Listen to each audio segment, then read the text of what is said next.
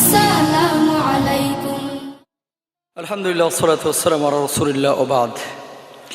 গুরুত্বপূর্ণ একটা বিষয়, সেটি হচ্ছে এই যে আমাদের হাতের বৃদ্ধাঙ্গুলি বা নখ, এই নখে যে সাদা অংশ নখের মধ্যে, অনেকেই আমরা বলি যে এই নখের সাদা অংশ থাকলে অনেক ধরনের ভাগ্যের পরিবর্তন ঘটে।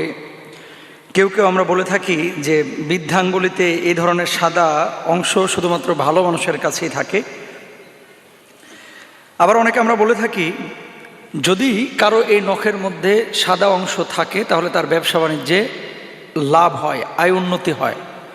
আবার আমরা বলে থাকি মধ্যমা আঙ্গুলে যদি এই সাদা অংশ থাকে তাহলে গুরুজনের সান্নিধ্য লাভ করা যায় এবং ভ্রমণ করার সৌভাগ্য লাভ হয়। আবার অনেকে বলে থাকি যে অনামিকায় সাদা অংশ যদি থাকে তাহলে জীবনে সফলতা আসে।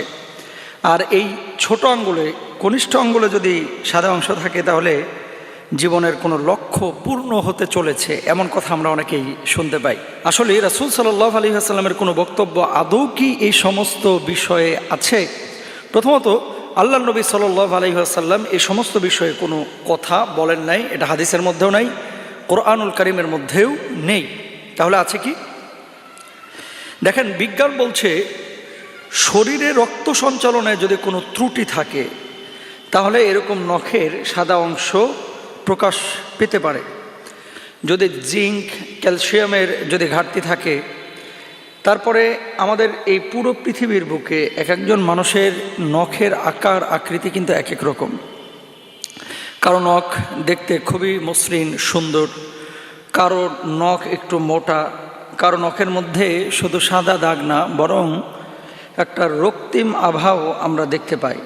এই সমস্ত বিষয়গুলো মূলত শারীরিক ত্রুটির কারণে আমাদের মধ্যে দেখা যায়। আর হ্যাঁ, এমন কথা যারা বলে যে এই আঙ্গুলের নখের মধ্যে সাদা অংশ থাকলে তার ভাগ্যের পরিবর্তন ঘটবে বা ভালো কিছু হবে, তার আয় উন্নতি ঘটবে, তার জীবনের উন্নয়ন ঘটবে, এরকম যদি কেউ বলে থাকে তিনি ভুল বলেন। এবং এগুলো হচ্ছে বাংলাদেশের প্রচলিত কুসংস্কার, এগুলো বিশ্বাস করা যাবে না। তবে হ্যাঁ, আঙ্গুলের ব্যাপারে, নখ কাটার ব্যাপারে রাসূল আকরাম সাল্লাল্লাহু আলাইহি ওয়াসাল্লামের হাদিস আমরা যেটা পাই সেটি হচ্ছে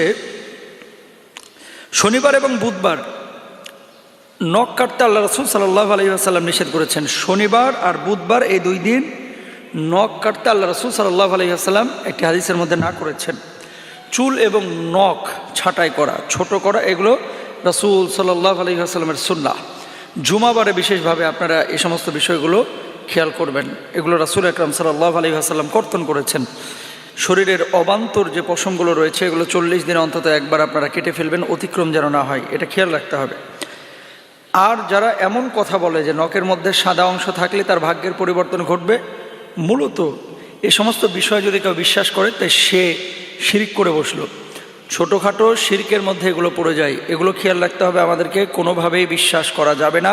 তাকদীরের সম্পর্ক হচ্ছে আল্লাহ সুবহানাহু ওয়া তাআলার সঙ্গে।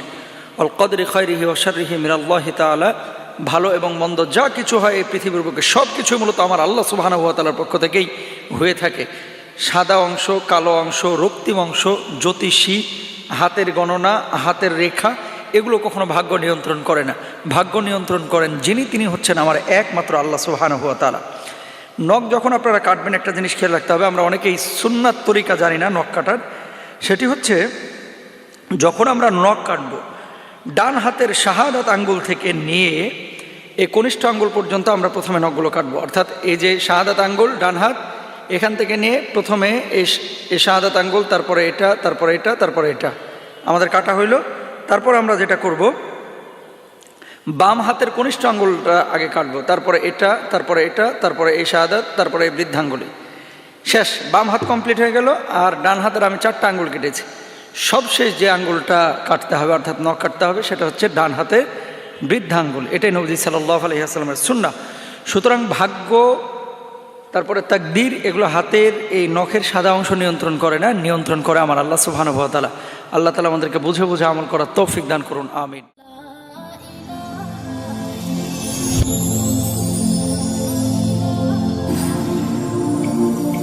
আসসালামু